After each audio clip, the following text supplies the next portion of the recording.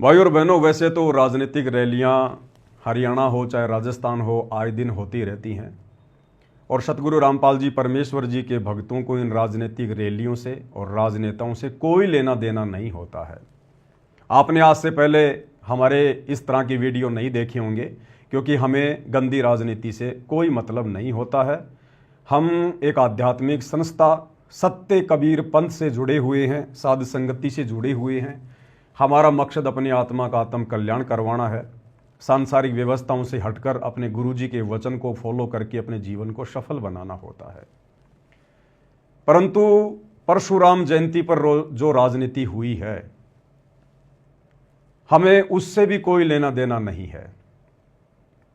परंतु यदि जबरदस्ती हमारे गुरुदेव भगवान को उस राजनीति में घसीटा जाएगा, जिस सतगुरु का राजनीति से और राजनेताओं से सदा 36 का आंकड़ा रहा है।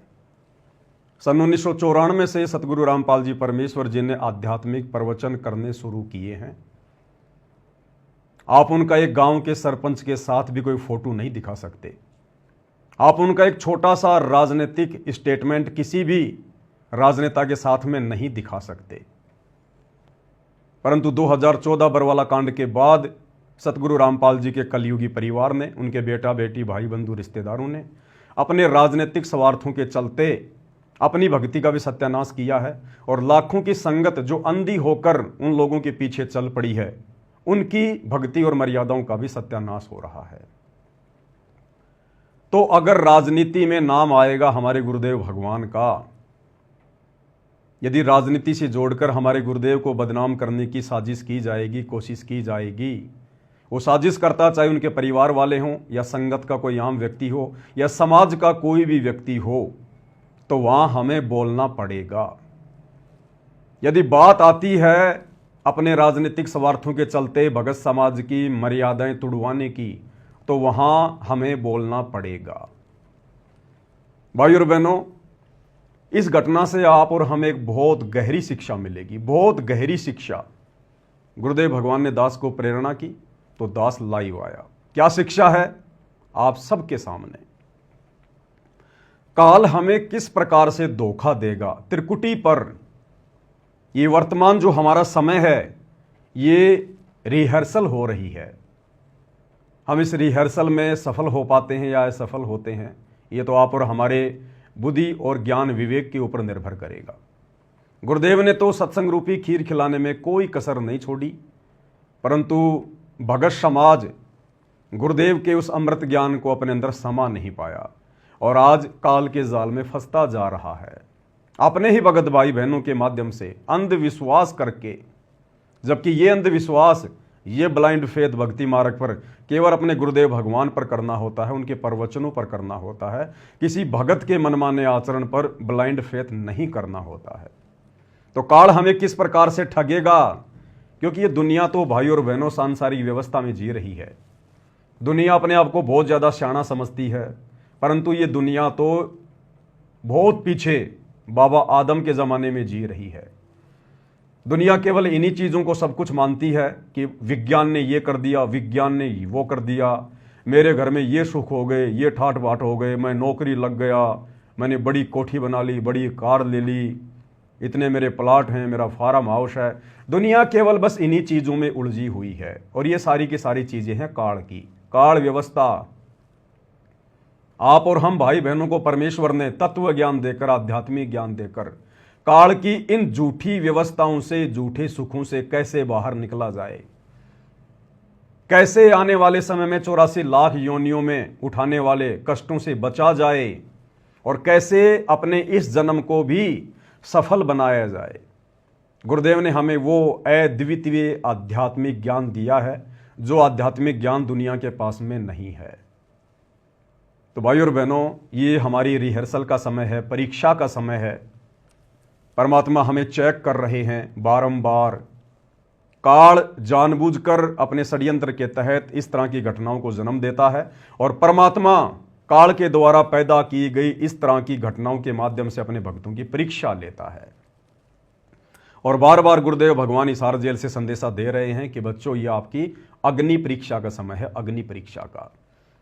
तो भाई और बहनों, ये जो घटना घटी है परशुराम जयंती वाली, इस घटना से हमें पता चलेगा कि काल किस प्रकार से अपना काम निकाल कर दूसरों के कंधों पर पैर रखकर बंदूक चलाकर अपना शिकार करके और जिसके कंधे पर खड़ा था फिर कैसे उसको ठोकर मारता है।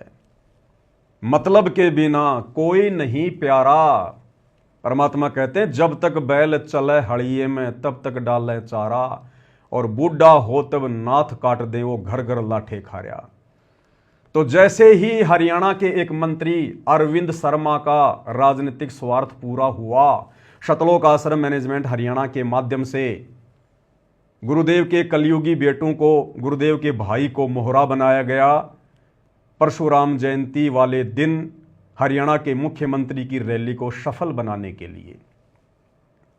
और जब ये बात हरियाणा में छिड़ी, लोगों ने अरविंद शर्मा के इंटरव्यू लेने शुरू किए, तो किस प्रकार से हरियाणा के मंत्री अरविंद शर्मा ने अपना पल्ला झाड़ लिया।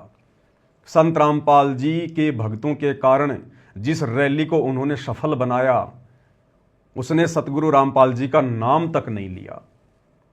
अन्य संतों और पंथों की प्रशंसा की कि वो रैली में आए, उन्होंने रैली को सफल बनाया, परंतु संत रामपाल जी के भगत जो तकरीबन 50,000 से ज्यादा संख्या में गए थे, उनका कोई नाम तक नहीं।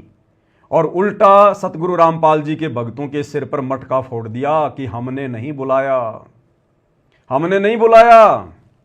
क्या कहा मंत्री अरविंद शर्मा ने कि हमने तो सभी को रुक्का मारकर सामूहिक रूप से न्योता दिया था, हमने किसी को पर्सनली इनवाइट नहीं किया। और परशुराम जयंती में वो लोग आए हैं जिन लोगों की परशुराम में आस्था थी, जो लोग परशुराम को अपना भगवान मानते हैं, हमने किसी को नहीं बुलाया। जबकि ये जग जाहिर है, सतलोक आश्रम मैनेजमेंट हरियाणा को भी पता है, भक्तों को भी पता है कि सतलोक आश्रम धनाना में 500 से ज्यादा बसें उसी मंत्री अरविंद शर्मा ने भेजी थी। अगर उन्हें कोई मतलब ना होता, अगर स्पेशल ना बुलाया होता, तो 500 बसें सतलोक आश्रम धनाना में हरियाणा रोडवेज की क्यों भेजी गई। लेकिन भाई और बहनों, काल इसी प्रकार से ठगता है। एक बहुत गहरी शिक्षा है ये। हम सत्सेवक भाई बहनों ने बहुत गहरी शिक्षा लेनी है कि हम निकट भविष्य में इस प्रकार की गलतियां ना करें, जो गलतियां दिन प्रतिदिन करके सतलोक आश्रम से जुड़े हुए भाई बहन करते जा रहे हैं और अपनी भक्ति का सत्यानाश करवा रहे हैं। तो जब मंत्री अरविंद शर्मा का इंटरव्यू लिया एक यूट्यूबर ने, तो किस प्रकार से उन्होंने जवाब दिया और अपना पल्ला झाड़ लिया कि भैया हमने किसी को नहीं बुलाया, हमने रामपाल जी के भक्तों को नहीं बुलाया, हमने तो सबको रुक्का मार के सामूहिक रूप से न्योता दिया था। और भैया इस रैली में तो वो आए हैं जिनकी आस्था परशुराम में थी। फोड़ दिया मटका भक्तों के सिर के ऊपर कि जिनकी आस्था भगवान परशुराम में थी वो आए हैं, हमने किसी को पीले चावल नहीं भेजे थे। सुनिएगा भाई और बहनों, साथ साथ विश्लेषण करते जाएंगे। क्या क्या कुछ कहा। अपने बयानों को लेकर अक्सर चर्चा में रहने वाले cabinet minister doctor Arvind Sharma, पिछले दिनों परशुराम जयंती मनाई गई, कई विवाद उस पर भी उठे। डॉक्टर साहब हमारे साथ हैं, क्या विवाद थे, कैसा समारोह रहा। डॉक्टर साहब सबसे पहले तो आपका स्वागत है। बहुत बहुत धन्यवाद। राम राम, नमस्कार। पूरे प्रदेश भर से समाज के लोग आए थे परशुराम जयंती में, कुछ विवाद भी हुए थे कि पता नहीं किस किस को बुला लिया गया। देखिए ऐसा है, पूरे प्रदेश भर में समाज के साथ, विप्र समाज के साथ 36 बिरादरी ने हिस्सा लिया, सभी ने हिस्सा लिया। और हमारा सबके साथ नौता किसके साथ है, नौता था कि भाई भगवान परशुराम, देखो आप अगर मुझे अपने घर बुलाओगे, अगर मेरा आपका मेल खाता है तो मैं घर जाऊंगा, नहीं मेल खाता तो मैं नहीं जाऊंगा। तो जो भगवान परशुराम में आस्था रखते थे, जो भी उनको मानते थे, उनकी विचारधारा से सहमत थे, उनमें आस्था रखते थे, उनको देशभक्त मानते थे, वो सारे के सारे आए। तो क्या कहा मंत्री जी ने जब पूछा गया कि बहुत सारे लोगों को बुलाया गया, तो मंत्री जी ने अपना पल्ला झाड़ लिया कि हमने किसी को पीले चावल नहीं भेजे, हमने किसी को स्पेशल नहीं बुलाया, हमने तो सार्वजनिक तौर पर रुक्का मार के कहा था। और इस रैली में वो आए हैं जो हमारी विचारधारा से मेल खाते हैं। साफ साफ कह रहे हैं मंत्री जी कि अगर मुझे कोई बुलाएगा तो जाहिर सी बात है, यदि उसके और मेरे विचार मेल खा रहे हैं तो मैं जाऊंगा, अन्यथा नहीं जाऊंगा मैं। तो संत रामपाल जी के भक्तों के राजनेताओं से विचार मेल खाए तो वो आए रैली में धक्के खाने के लिए। और आगे मंत्री जी कह रहे हैं कि जिन लोगों की भगवान परशुराम में आस्था थी, जो लोग भगवान परशुराम को देश भगत मानते थे, वो लोग आए भाई। तो बताओ भोले भाले भक्तों, क्या आप लोगों की भगवान परशुराम में आस्था है क्या? अरे हम भक्तों की आस्था तो एकमात्र हमारे इष्ट देव सतगुरु रामपाल जी भगवान में है, केवल गुरुदेव परमात्मा में है। इसके अलावा यदि हमारी जरा भी आस्था श्रद्धा किसी अन्य में हो गई, देव महादेव में, सारी भक्ति का सत्यानाश हो जाएगा। तो मंत्री जी ने साफ साफ अपना पल्ला झाड़ लिया। ये काल इसी प्रकार से ठगता है, क्योंकि राजनीति काल व्यवस्था है। तो काल ने अपना काम भी निकाल लिया, राजनेताओं ने अपना स्वार्थ भी सिद्ध कर लिया, गुरुदेव के मंद बुद्धि लड़कों को मोहरा बनाकर।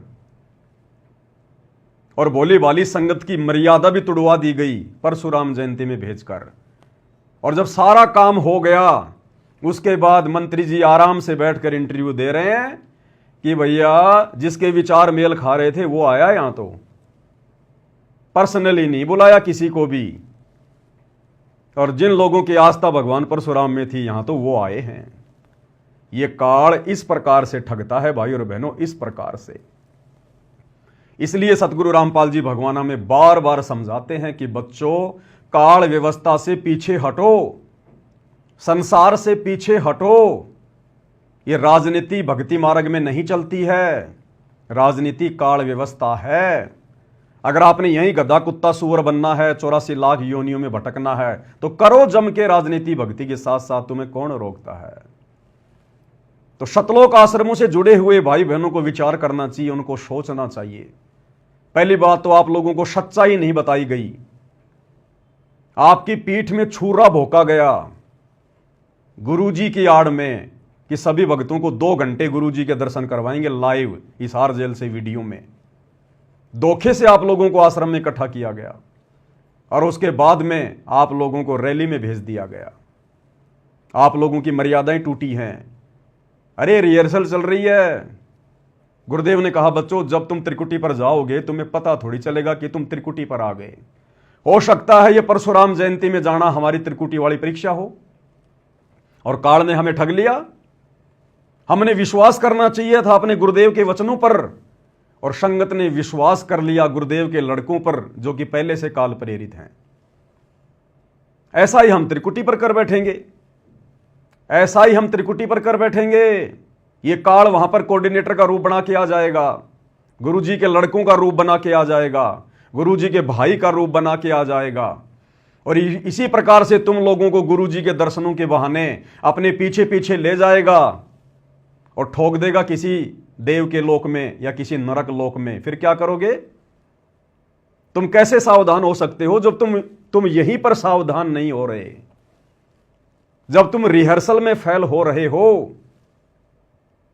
अरे कोई खिलाड़ी होता है, कोई पहलवान होता है, उसको नेशनल स्तर पर या ओलंपिक में भेजने से पहले उसकी रिहर्सल होती है।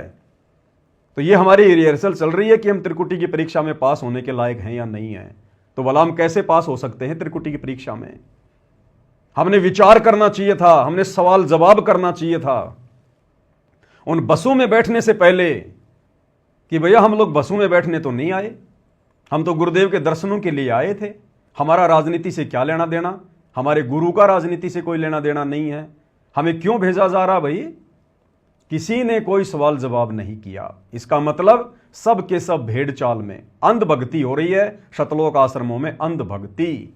और इसी बात की परीक्षा लेने के लिए और इसी प्रकार के उन कच्चे भक्तों को छांटने के लिए इस परमात्मा ने 2014 बरवाला कांड के माध्यम से अपने भक्तों की परीक्षा लेनी शुरू की। आज हिसार जेल में बैठकर वो परम शक्ति यही तो देख रही है कि मेरे कितने हैं और काल के कितने हैं। जो काल व्यवस्था में सड़ेंगे, जो गुरु के ज्ञान को आधार बनाकर आगे नहीं बढ़ेंगे, वो काल के हैं। और जो गुरु के ज्ञान को आधार बनाकर भक्ति मार्ग पर चलेंगे, उनको काल डगमग नहीं कर सकता। ये हमारी परीक्षा थी, ये भक्तों की रिहर्सल थी, जिसमें शतलोक आश्रमों से जुड़े हुए सभी भगत पूर्णतया फैल साबित हुए। फैल